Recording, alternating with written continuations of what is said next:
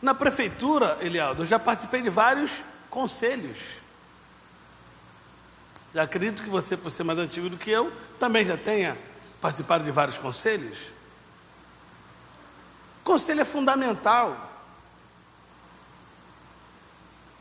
na vida de qualquer ser humano. Triste são as pessoas que optam em viver de forma isolada, ignorando os mais variados conselhos. Os irmãos estão com frio. Alguém está com frio?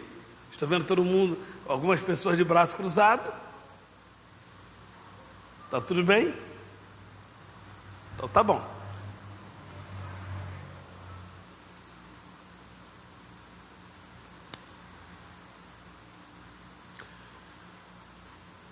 Então existem pessoas que optam em viver uma vida de isolamento.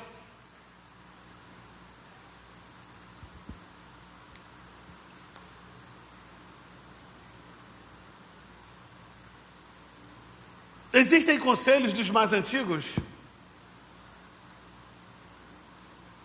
que diziam o seguinte, minha mãezinha falava: quem não ouve conselho, ouve coitado.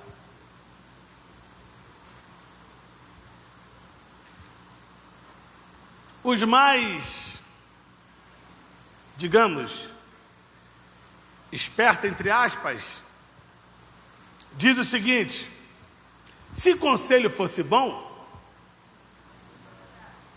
não se dava, se vendia.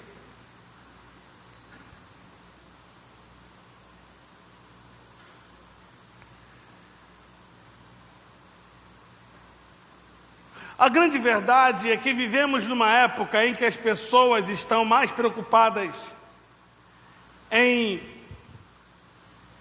na satisfação de seu ego,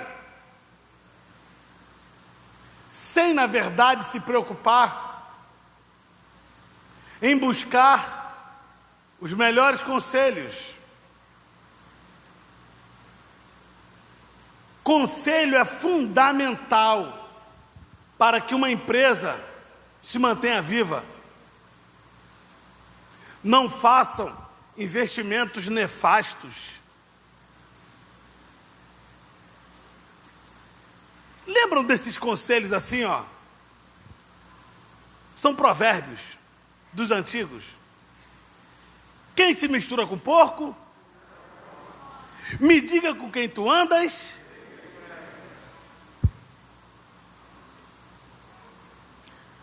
Tem muita gente que nunca teve uma vida criminosa, Nivaldo, mas por andar com pessoas que não prestam, acabaram tendo um problema grave com a justiça,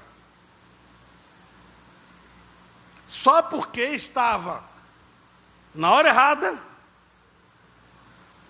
com a pessoa errada, e o pior, ouvindo os conselhos errados. A Bíblia é perfeita quando ela diz lá no Salmo de número 1: bem-aventurado o varão que não anda segundo o conselho dos ímpios.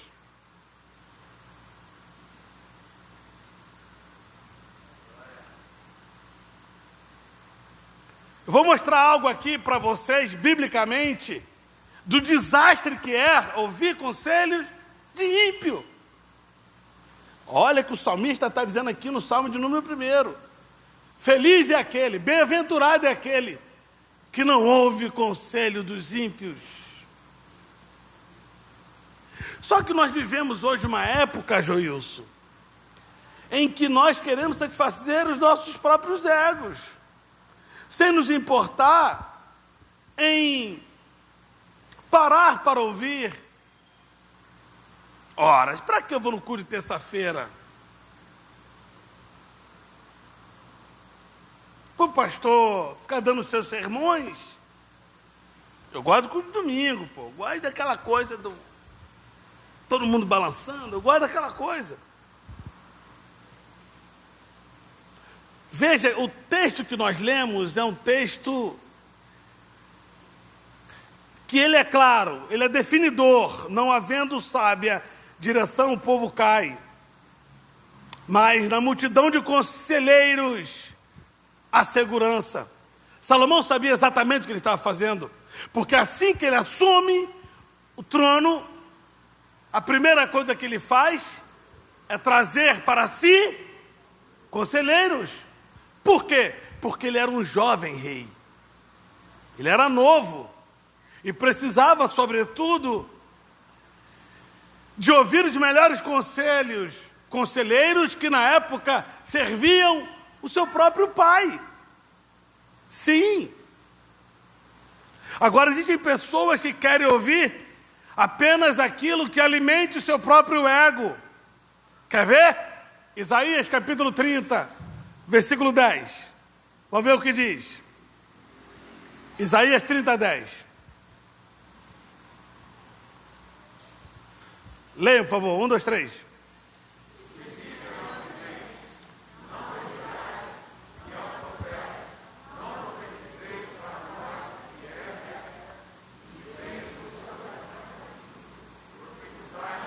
Não, leia melhor. Leia mais uma vez. 1, 2, 3, vai. Leia. 1, 2, 3.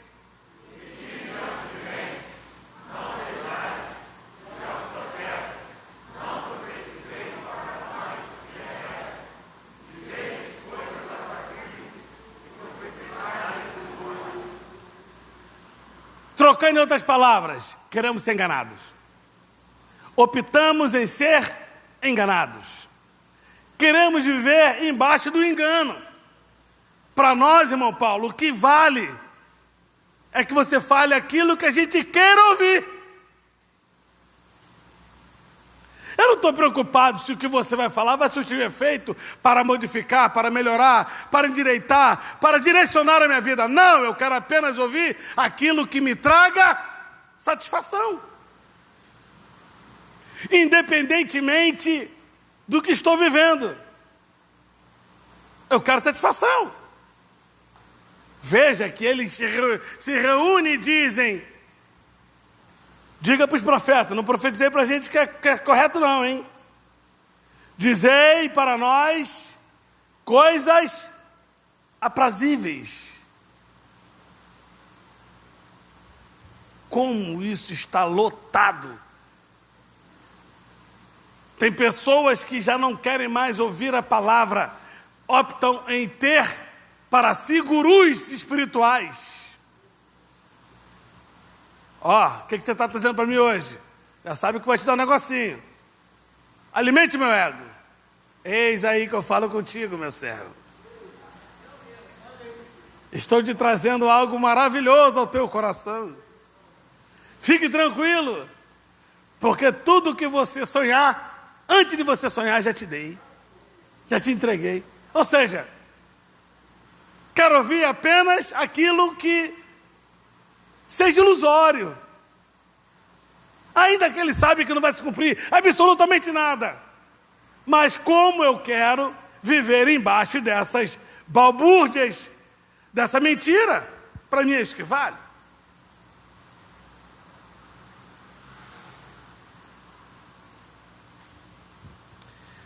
Aí eu aprofundo. Tem muita gente destruindo a sua empresa, destruindo os seus negócios, destruindo tudo que tem, porque não tem a humildade de querer ouvir o conselho. Tem gente que diz o seguinte: como é que eu vou ouvir o conselho dele se ele é menos culto do que eu? Como é que eu vou querer ouvir o conselho dela se ela não tem nem 1/10 da estrutura que eu já possuo? Eu estou muito acima dele, eu estou muito acima dela. Não vou parar para ouvir o conselho? Olha, existem pessoas que se posicionam dessa forma. Está na beira do precipício. E às vezes Deus está usando alguém inexpressivo aos olhos dessa pessoa. Não aos olhos de Deus. Porque a misericórdia, ela nivela todos os homens. A graça nivela todos os homens. Para Deus não existe o maior ou menor, quem é mais bonito, quem é mais feio. Para Deus, nós estamos nivelados. Todos nós somos dependentes diuturnamente da misericórdia de Deus. Ninguém aqui pode bater no peito e dizer: eu não dependo da misericórdia, eu não dependo da bondade, eu não dependo da graça. Se Deus não nos der uma misericórdia que não se renova todo dia. Eu vejo muita gente falar essas besteiras: a misericórdia de Deus se renova todo dia. Mentira! A misericórdia de Deus é nos dada diariamente. Deus nos dá uma misericórdia nova todo dia. Todo dia, todo santo dia, Deus, Ele vai nos dando uma misericórdia. Ele vai nos dando uma misericórdia todo santo dia, porque Ele sabe que se Ele não nos der, se a misericórdia dEle não preceder a sua justiça, eu pergunto aqui, quem aqui fica de pé diante de Deus? Quem aqui é tão santo, tão puro, que consegue ficar de pé diante de Deus? Me diga, alguém aqui consegue? Então a misericórdia de Deus tem que vir na frente. Se a misericórdia de Deus não vir na frente, ninguém aqui fica em pé. Aí Deus, sabendo disso, porque Salmo 139, a Bíblia diz que Ele nos criou, Ele sabe que somos pó, Ele nos conhece de dentro para fora, não de fora para dentro, de dentro para fora. Sabendo disso, o que Ele faz?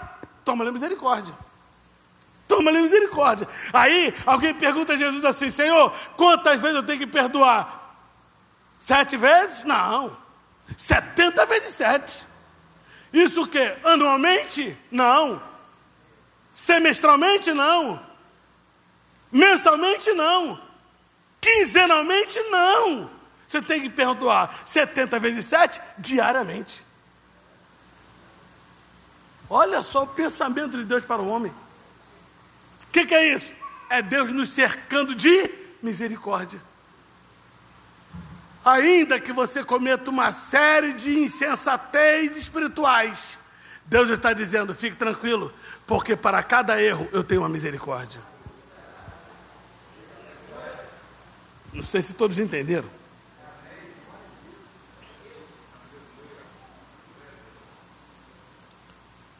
Quando Salomão escreve Provérbios, ele estava vivendo o auge do seu reinado. Sim ou não?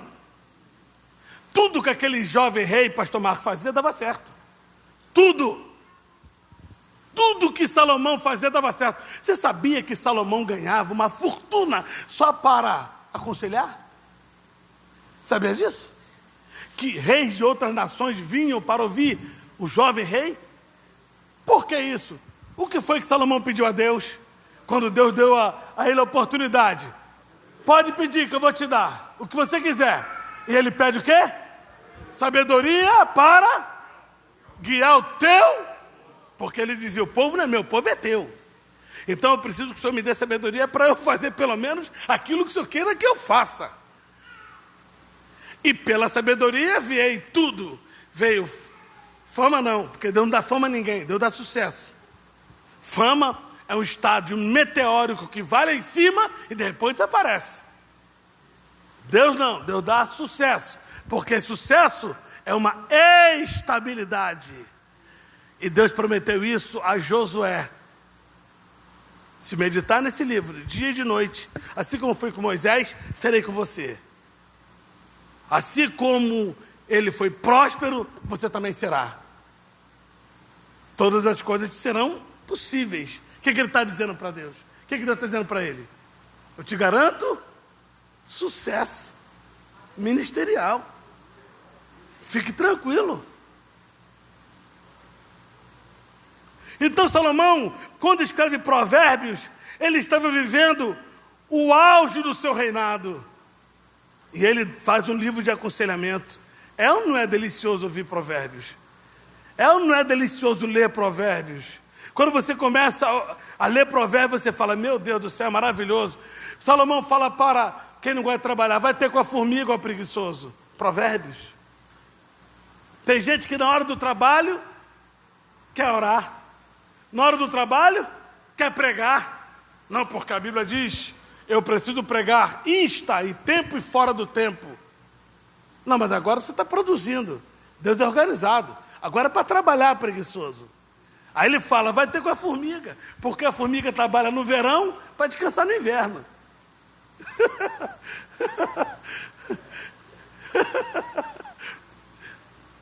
Salomão fala no livro do aconselhamento, capítulo 14, há caminhos que para o homem parece direito, mas o seu final são caminhos de morte.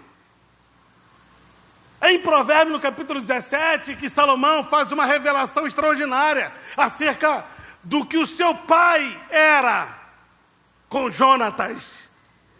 Capítulo 17, versículo 17, ele diz assim, ó, em todo tempo ame um amigo, porque na angústia esse amigo vai virar um irmão. Ele está falando de quem? De Jonatas, da amizade de Jonatas e Davi. Quando ele fala lá no capítulo 28, versículo 10 de Provérbios, ele diz assim, ó, existem amigos que são mais chegados que um irmão. Ele está falando de Jonatas. Por quê, pastor? Porque Jonatas era o filho mais velho de quem? De Saul. Se o sistema era monarquia, então o sistema era oligárquico. Na monarquia, quem assume após o pai? O filho. Correto? Então, quem era o sucessor natural de Saul? Jonatas. Só que Jonatas tomou conhecimento que Davi havia sido ungido rei há mais de 12 anos atrás. Por quem? Samuel. E quando ele, ao saber que Davi havia sido ungido rei por Samuel, ele pesa na balança. O que vale mais? O trono ou a amizade?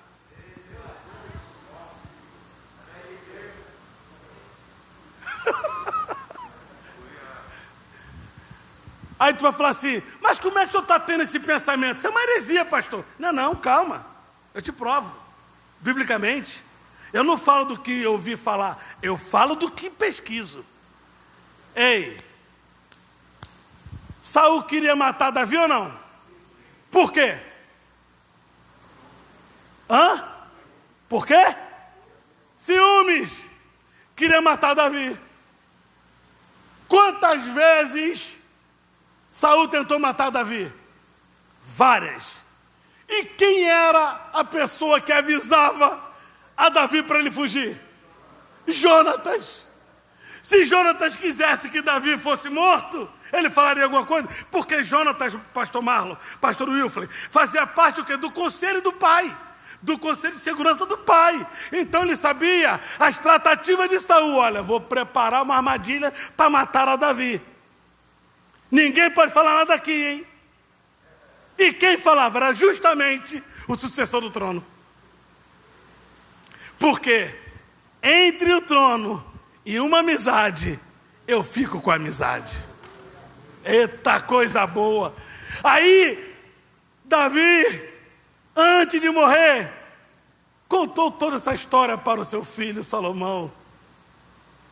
Olha, eu tinha um amigo. Quem era teu amigo, pai? Jonatas. A ponto de eu dizer para Jonatas, a minha alma ama a tua alma.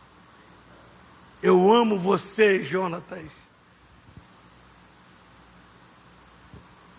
E aí, quando ele começa a escrever Provérbios, Salomão, ele se lembra desse encontro dele com o pai e a amizade que ele tinha com Jonatas. Então ele diz, olha, em todo tempo, ame o amigo, porque na perseguição, na angústia, na aflição, esse amigo vai virar para você o irmão. Caramba!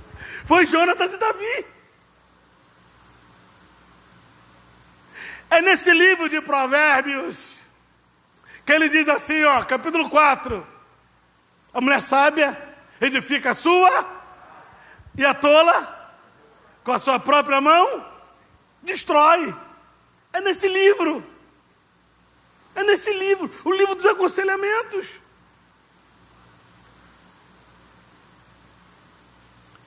Aí, olha isso aqui. Davi antes de morrer, deixou 2 conselhos para Salomão, principais, dentre os muitos que ele falou. Ele falou o seguinte: primeiro, Salomão, você quer ser próspero? O pai tinha moral para falar isso. Porque Davi, quando entregou o reinado para Salomão, ele entregou um reinado rico, próspero, poderoso e cheio de sucesso pelo mundo inteiro. Porque Davi nunca, dentre as guerras bélicas, perdeu uma guerra. Quem for para Israel comigo vai ver. Nós vamos lá no Museu de Israel. Você vai ver, eles vão contar a história da Guerra dos 6 Dias, em 1973, mas eles vão vir lá de Davi e vão dizer: existe quem recuperou a nossa honra, foi Davi. Aí você vai ver um monte de hotel 5 estrelas, chamado King's Davis. Rei Davi. O quanto eles reverenciam a Davi. O único rei que tem um túmulo para visitação é Davi. É o rei Davi, lá em Israel. Então ele deixou 2 conselhos para o filho, que eu neles me apego hoje e transmito para vocês. O primeiro foi: meu filho quer ser próspero? Quer que o seu reinado seja próspero? Quer ter o olhar de Deus para o seu reinado? Quero sim, papai. Salomão falando para ele. E ele diz assim, ó: então guarde os preceitos e os mandamentos de Deus. Esse é o primeiro. Guarde os mandamentos de Deus. Não negocie os mandamentos de Deus. Ainda que você tropece, não abra mão dos mandamentos de Deus. E o segundo conselho: mate a Joabe. Quem foi Joabe? O comandante da guarda de Davi. Joabe, comandante da guarda de Davi, que incitou a Davi a matar a Saul. E Davi disse: quem sou eu para tocar no ungido do Senhor? Mas ele já perdeu a unção, mas ele é ungido do Senhor. Não vou tocar. Quem foi Joabe? Joabe foi aquele que, quando Davi selou a paz com Abner, ele preparou uma emboscada e matou Abner na emboscada. E Davi falou para ele: eu não vou ter tempo de paz? Agora que eu consigo selar a paz, tu me leva para a guerra novamente, Joabe. Quem foi Joabe? Joabe foi aquele que, quando Davi disse: meu filho Absalão se levantou contra mim, mas nós vamos retomar o trono novamente, não mate Absalão. E ele faz justamente o contrário, ele mata Absalão.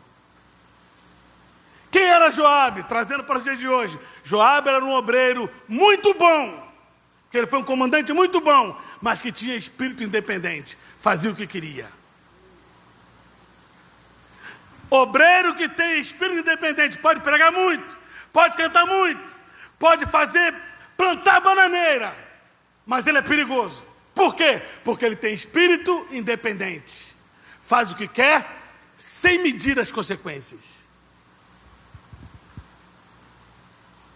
Ele não ouve conselho, ele apenas escuta, porque quem ouve, ouve e desce ao coração. Quem escuta, entra aqui e sai aqui. Conselho é fundamental para quem quer vencer na vida. Quem quer vencer na vida tem que ter a sensibilidade e, sobretudo, a humildade para ouvir conselhos. E quem quer ouvir conselhos tem que ser humilde, não apenas para apontar aquele ou aquela que você acha que sempre terá o melhor conselho para você. Às vezes Deus preparou alguém para lhe trazer uma palavra de escape, de saída, de solução, mas por falta de humildade, você as ignora. E esse ignorar vai ser determinante para a sua quebra logo ali na frente. Vamos ver aqui. Vamos ver. Um fato que aconteceu muito interessante na vida de Saul, diferentemente da vida de Davi. Mas antes disso, coloque aí, por favor, Provérbios 12, 15. 12, 15 de Provérbios. Vamos lá.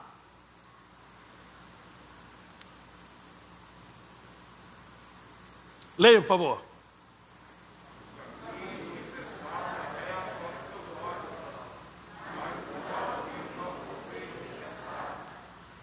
Leia mais uma vez.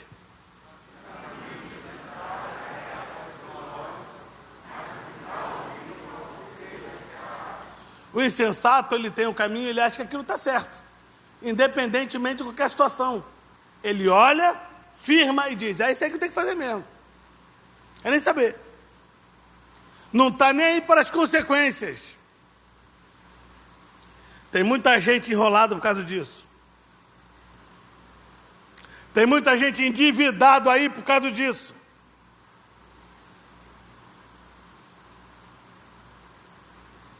Tem muita gente com seu nome pendurado por causa disso. O caminho do insensato é reto aos seus olhos. Ele é insensato. Ele não meça. Ele não para analisar o que está fazendo. É isso aí mesmo e acabou. E vai fazendo.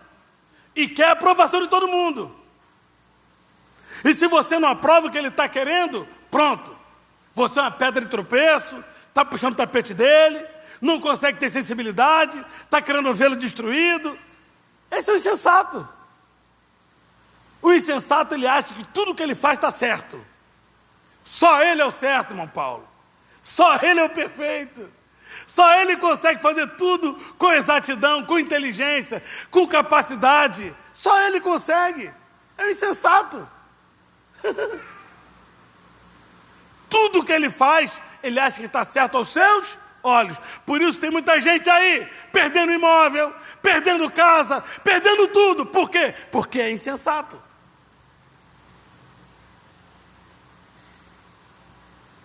Já viram gente assim? Que quando você está conversando alguma coisa, ele chega perto, não sabe nem do que está sendo a conversa, já entra falando, se metendo em tudo. Tem gente assim. Já viram gente assim? Conhece gente assim? Não precisa falar não. Mas já conhece gente assim? Que ele entra na conversa, não foi chamado, e começa a dar um monte de palpite? E dizendo, não, eu sei exatamente o que eu tenho que fazer, porque, na verdade, ele nem chamado foi para a conversa. Está invadindo a conversa alheia. Coisa de insensato. Coisa de insensato. Se o pastor não me deixar cantar um hino hoje, vou logo dizer, pastor, ele tem grupinho na igreja. E eu não faço parte do grupinho dele. Sabe por que eu não faço parte do grupinho dele? Porque eu não boto o dedo no bolso dele. Se eu botasse dinheiro no bolso dele, rapaz, ele ia me chamar para cantar terça, quinta, domingo de manhã, domingo à tarde. Ele ia arrumar um culto para mim, só para eu cantar. Insensato. O insensato pensa assim. O insensato censura tudo que fazem, porque o que é perfeito é o que ele faz. Mas quando você vai fazer o somatório do que ele faz, você vai perceber que ele nada faz. Porque ele não tem compromisso com o que é certo. Ele tem compromisso com ele próprio. Porque ele tem a síndrome de Narciso. Primeiro eu, segundo eu, terceiro eu. Se me lembrar, quarto eu. Eu não estou preocupado com você. Eu não estou preocupado com a comunidade. Eu não estou preocupado com a unidade. Eu não estou preocupado se estamos juntos ou não. A minha questão é eu aparecer. Eu estar em evidência. Mas o que dá ouvido ao conselho é sábio. Olha a palavra de Salomão. Você acha que o insensato está preocupado em vir no culto de terça-feira? Ouvir a palavra? Uma palavra de direcionamento como essa? Que te faz pensar? Porque eu já falei tanto aqui. Se a palavra que eu pregar não te fizer pensar, a primeira lixeira que você vê, te joga fora. Porque ela não tem valor nenhum. Ela tem que te fazer, ela tem que pelo menos te fazer contestar. Caramba, eu tenho que pensar sobre isso. Eu tenho que, se ela não tiver esse poder, joga fora. Não tem qualquer valor. Não tem qualquer valor. Provérbio 1:30. Por favor.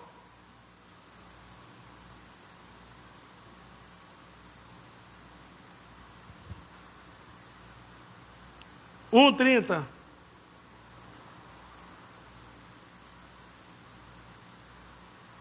Leiam.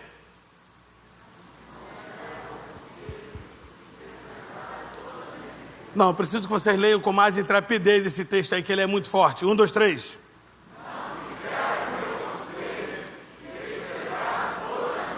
Eu quero chamar essa igreja aqui que é muito inteligente. Ô, igreja inteligente, eu crescendo.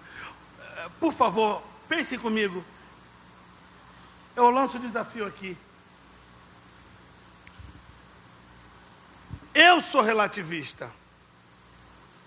O Rômulo é relativista. Samela é relativista. Mas Deus não é relativista. Deus é absolutista.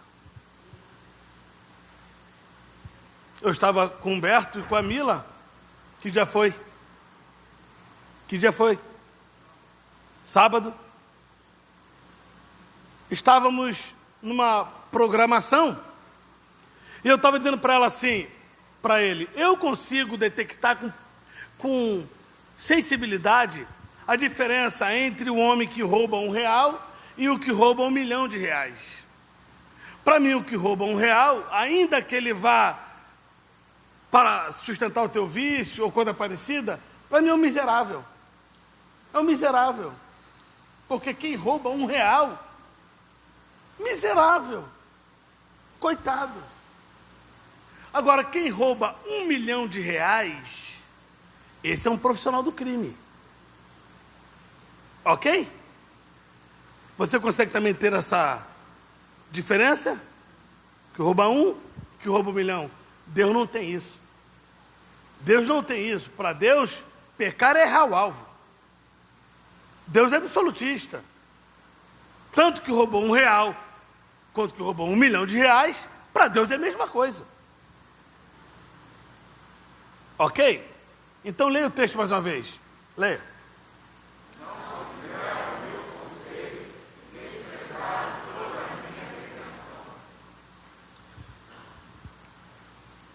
O filho sábio ouve a repreensão.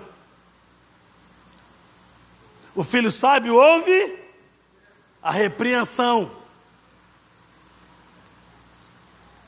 Mas o filho tolo ignora. Quando eu vou a um presídio, que eu vou visitar alguém, aí vejo o nome de pessoas, um monte de gente que está lá para ser visitado. Qual é o seu nome? Jeremias. Seu nome, Isaías. Qual é o seu nome, Davi? Qual é o seu nome, Esther? Qual é o seu nome, Ruth? Tudo nome de crente.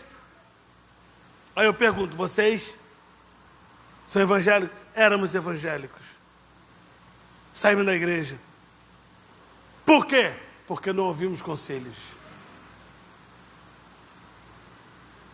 Não ouvimos conselhos. Não quiseram o meu conselho e desprezaram toda a minha repreensão. Não quiseram o meu conselho e desprezaram toda a minha repreensão. Eu chamo aqui a atenção aqui dessa igreja inteligentíssima. Eu faço aqui um comparativo entre Davi e Saul. Talvez eu já tenha falado isso aqui. Se eu tiver falado, você vai lembrar. Caso não, eu chamo a você agora a pensar junto comigo.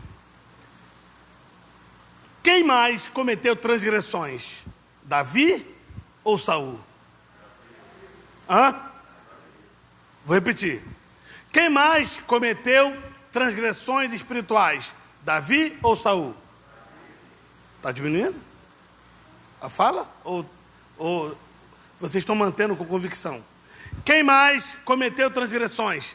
Davi ou Saul? Davi. Alguém já arriscou falar Saul aí? Eu estou provocando. Davi. Induvidosamente, Davi. Davi pecou muito mais que Saul. O problema não foi a quantidade de pecados. O problema não foi a forma e a quantidade de pecados. O problema foi outro. O problema foi a gravidade do pecado e como se relacionou para falar com o perdoador. Esse que foi o diferencial entre Davi e Saul. Davi, tu nunca vai ver ao longo da história ele tentando se auto-justificar, justificar diante de Deus. Ao contrário de Saul, preste atenção, para você entender que isso aqui é bênção para a tua vida. Olha a diferença, 1 Samuel, coloca aí, capítulo 28. Olha a gravidade de um problema gravíssimo cometido por Saul. Vamos lá. 28, versículo 3 em diante. Olha que 3.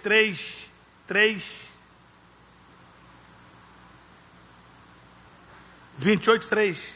Isso. Antes de você ler, olhe para mim aqui, para você entender. Alguém aqui tem dúvidas que Saul se tornou rei com a permissão de Deus? Alguém aqui tem dúvidas?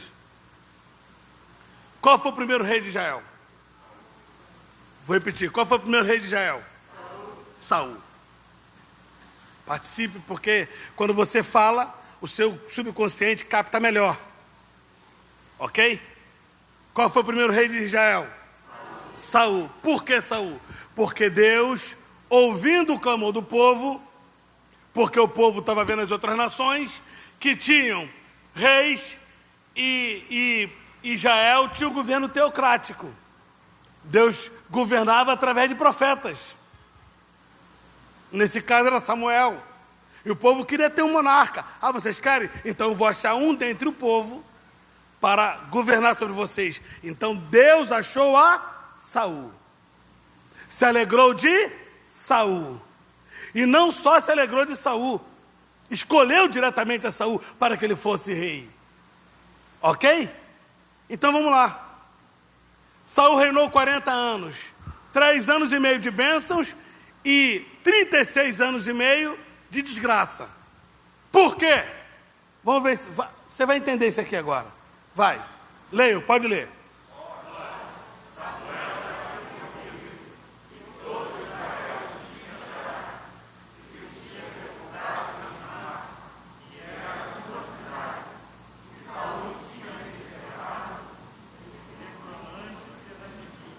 Peraí. E Saul tinha os... Vamos lá, vai.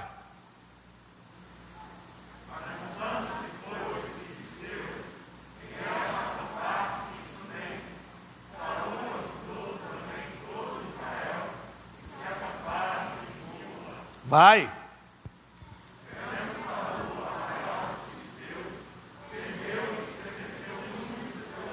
Para aí. Agora os filisteus, eles rodeiam Israel. Rodearam Israel. Com muita gente. Saul, quando ele olha o arraial dos filisteus, ele entra em desespero, estremece o seu coração. Porque ele ignorou todas as promessas que Deus havia feito a ele. Vai lá, continua.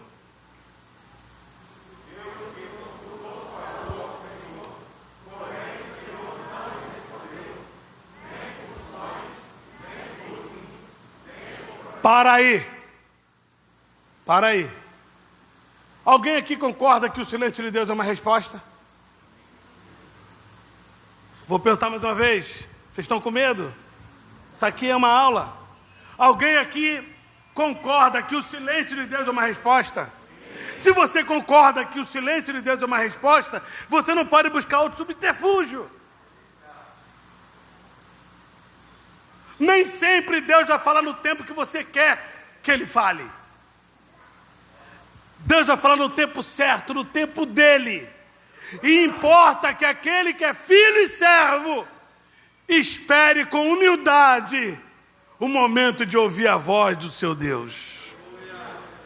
Você não pode buscar subterfúgios. Você não pode buscar saídas, porque Deus não está falando com você naquele momento. Tem gente que só quer ouvir o sim de Deus, pastor Luiz. Tem gente que acha que Deus tem negócio com ele, só quer ouvir o sim. Mas Deus falando não também. E quando estamos naquele auge de ouvir a voz de Deus, Deus fica em silêncio. Você sabe quanto tempo Deus ficou em silêncio para Abraão? Depois de Agar? 13 anos. Deus ficou 13 anos sem falar com Abraão. E você não vai ver em nenhum momento. E olha que Abraão, antes de ser Abraão, ele era Abrão. E ele saiu de uma família de idólatras. Ele poderia fazer uma mandinga ali, porque ele já veio daquele negócio. Terá seu pai? Era dono de empresas de ídolos. Fazedor de ídolos. Mas Abraão, mesmo seu pai, mesmo Deus ficando 13 anos sem se comunicar com ele, porque ele deixou de crer na promessa de Deus, Abraão não buscou subterfúgio. Abraão não foi buscar nenhum tipo de outra fala que não fosse a fala desse Deus que ele ouvia falar. Continuemos, pode continuar lendo. Vai. Então vai.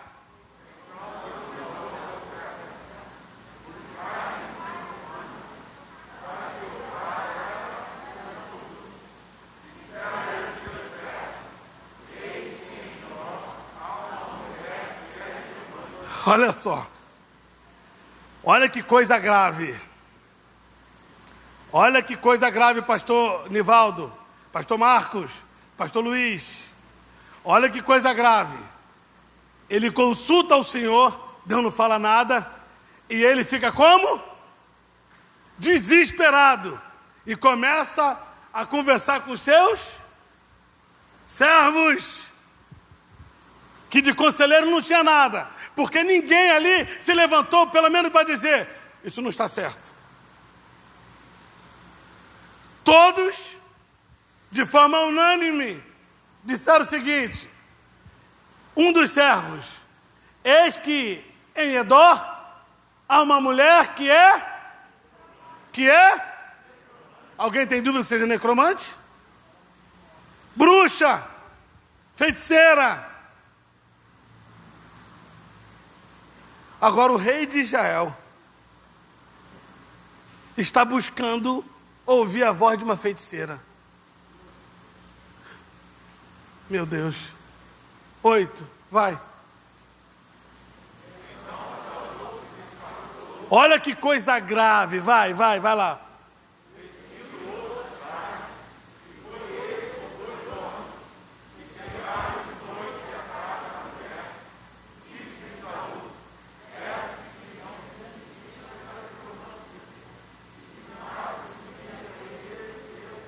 Vai.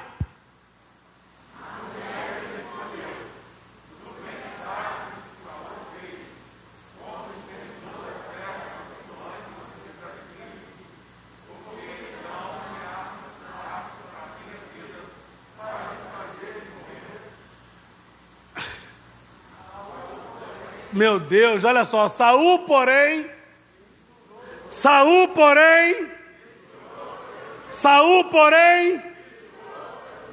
dizendo,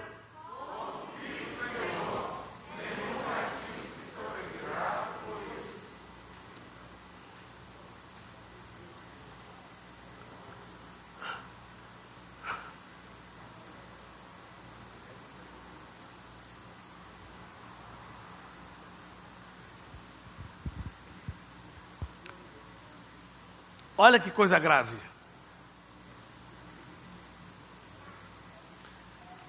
Um dos pecados abomináveis diante de Deus é a idolatria. Um dos pecados Um dos pecados gravíssimos diante de Deus é adorar a outros. Qual foi a proposta de Satanás para Jesus? Capítulo 4 de Mateus. Se tu prostrado, tudo isso será? Qual foi a resposta de Jesus? Oi? Hã? Basta, Satanás. Dito está que somente ao Senhor teu Deus. Ali, Saul estava pondo fim no seu governo. Ali, Saul estava dizendo com todas as letras: eu não sou merecedor de estar governando o povo de Deus. Ali. Porque quando ele vai consultar quando ele vai consultar a bruxa, ele estava indo consultar um outro Deus. Ainda que seja com letra minúscula, mas era também um Deus.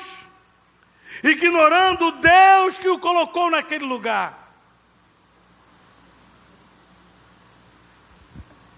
A ausência de ouvir conselhos. Repita após mim: quem não ouve conselho? A tragédia é o seu próximo passo.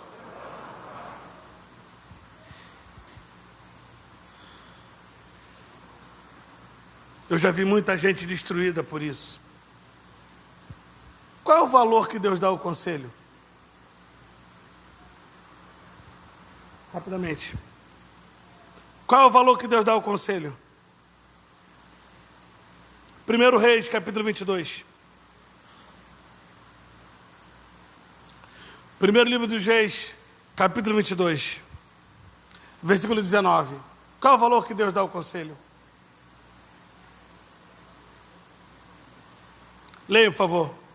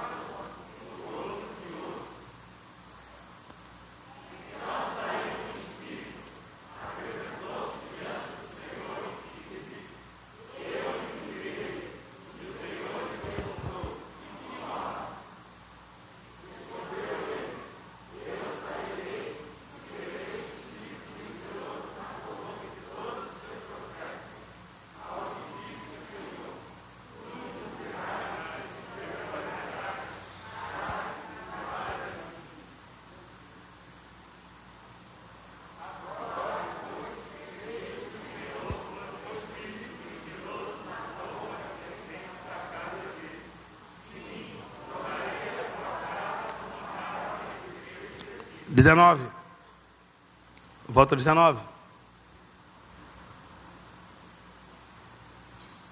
Leia mais uma vez.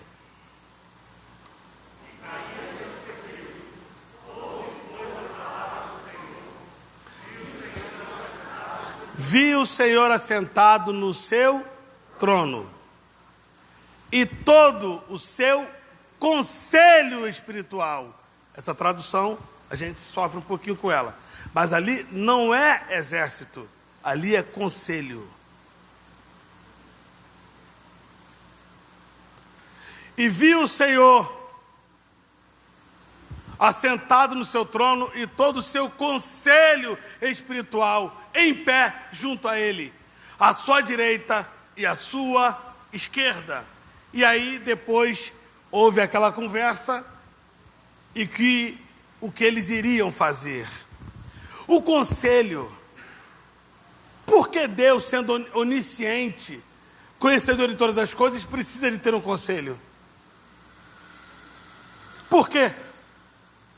Porque Deus está dizendo para mim e para você: ninguém consegue fazer nada sozinho.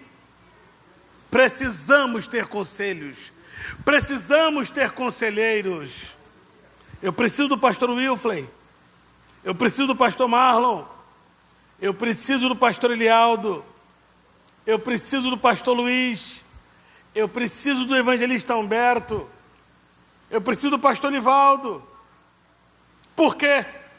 Porque na multidão de conselhos haverá segurança.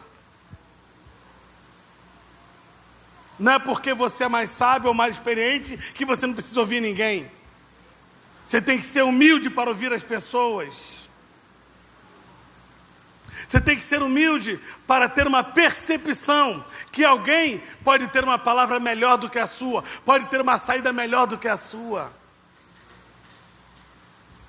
Existe uma tese, mas pode ter uma antítese, que vai fabricar uma síntese, que vai te levar para um caminho seguro. Vale a pena ouvir conselhos. Vale a pena ouvir conselhos. Repita após mim: um bom conselho me levará a lugares seguros. Por favor, meu querido irmão, por favor, minha querida irmã, ouça o que o pastor está dizendo aqui essa noite. Existem coisas que serão determinantes em nossas vidas, se nós tivermos a capacidade de ouvir conselhos. Conselhos de quem? De qualquer um? Não. A Bíblia já diz com clareza de quem você não deve ouvir conselhos. Mas também você precisa ser humilde ao ponto de entender que nem sempre só as pessoas que estão acima de você que podem te aconselhar. Tem pessoas que estão abaixo de você, que têm menos conhecimento que você, têm menos cultura que você, têm menos condições financeiras que você, têm uma realidade social menor que a sua, mas Deus pode ter usado ele naquele dia para te trazer um conselho que vai te levar à segurança. Viva o conselho. Viva o conselho. O conselho de Deus nessa noite para nós é esse. Na multidão de conselheiros, a segurança. O filho sábio ouve o conselho e o tolo joga no lixo, despreza. E aqui, já que todos vieram, só temos sábios. Deus abençoe tua vida, Deus abençoe tua casa, Deus abençoe a tua família, em nome de Jesus.